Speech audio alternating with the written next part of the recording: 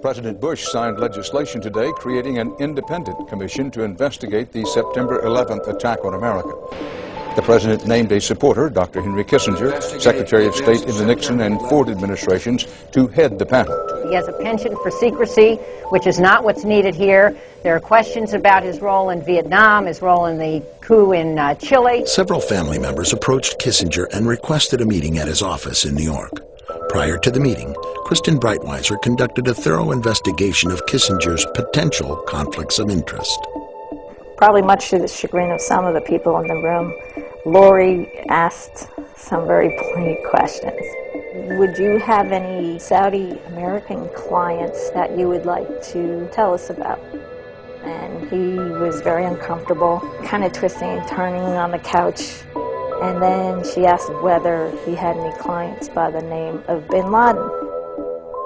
And he just about fell off his couch.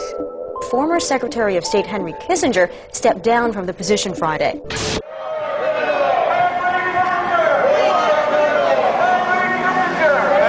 Kissinger, you can't hide. We charge you with war. Well, I never like to miss a chance to confront Henry Kissinger, and I don't get that many.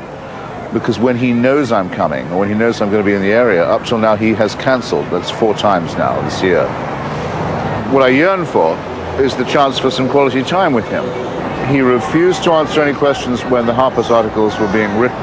But I do want to confront him and to make him realize that we're not going to stop asking. Kissinger's admirers point to his impact as a global strategist. During the Cold War era, he saw international diplomacy as a grand game of finding the right balance between opposing superpowers. I think that Kissinger's greatest accomplishment was a triangular diplomacy in which he was able to balance China off against the Soviet Union and have America retain a role in the world after Vietnam, when it would have been natural for us to retreat. Kissinger's critics charge that his worldview blinded him to the human cost of the Cold War. Recently released documents reveal episodes in Indochina, Indonesia, and Chile, where Kissinger may have needlessly sacrificed human lives to pursue strategic goals. That this man could operate at such a horrible level and not get exposed for year after year after year after year, how many people came out against him, is an embarrassment to my profession. I gotta tell you, the dark side of Henry Kissinger is very, very dark. Daniel Estulin has covered the Bilderberg meetings in Europe and North America for more than 15 years. His book, Club Bilderberg, has been translated into more than 20 languages and is a global bestseller. Estulin has photographed many past Bilderberg meetings. Rockefeller frontman Henry Kissinger is always a key participant. A world government, which is what Bilderberg is into by and large, the idea of a one world community, a new world order.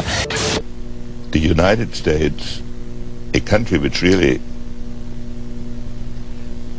doesn't understand foreign policy very well in terms of its public, because its public is not all that engaged in the world.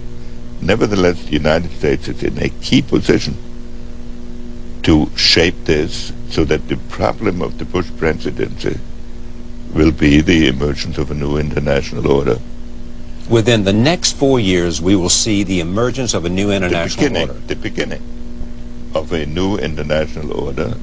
Are we at one of those moments in history in which there is the necessity for a new world order? A, because of what's taken place in the Middle East, the rise of different kinds of groups, and B, what's happened in Asia, meaning that there has been a shift from the West to the East.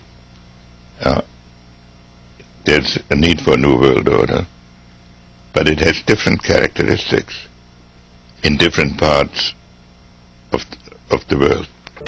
All I'm saying is that we should not look at this current situation from a posture of being paralyzed by the symptoms of crisis. Fair enough. Within the crisis, there is opportunity. But when you talk about a new structure, I'm not sure you've used the term new world order. I mean, what is it? Is it simply a world order that's defined by new interest and new mutuality of interest? That's certainly how you have to start.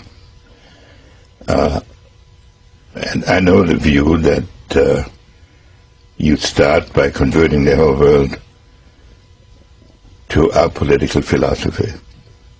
I don't think that can be done in 1 or 2 terms of an administration. That's a historic process that has its own rhythm. Has it suffered a setback, A, because of Iraq, and B, because of the economic crisis?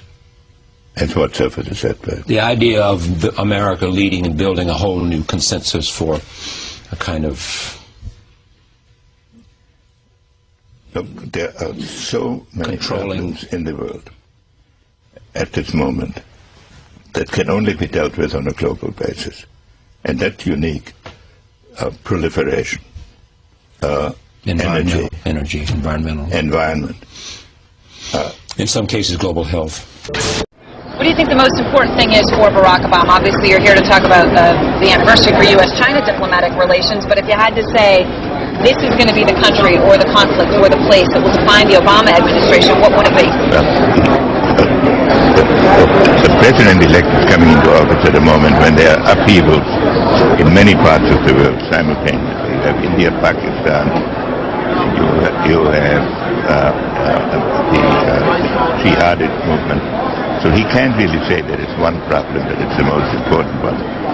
But he can give a new impetus to American foreign policy, partly because the reception of him is so extraordinary around the world. I think his task will be to develop an overall strategy for America in this period when really a new world order can be created. It's a great opportunity. It isn't just a crisis.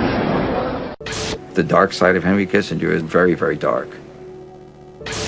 In December of 1974, the U.S. government made third world population reduction a central national security issue.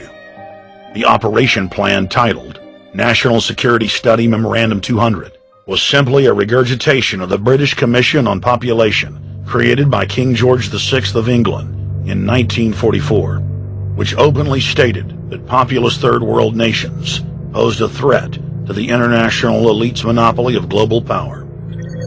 The Kissinger-authored U.S. plan targeted 13 key countries where massive population reduction was called for. Kissinger recommended that IMF and World Bank loans be given on condition that nations initiate aggressive population control programs, such as sterilization. Kissinger also recommended that food be used as a weapon, and that instigating wars was also a helpful tool in reducing population.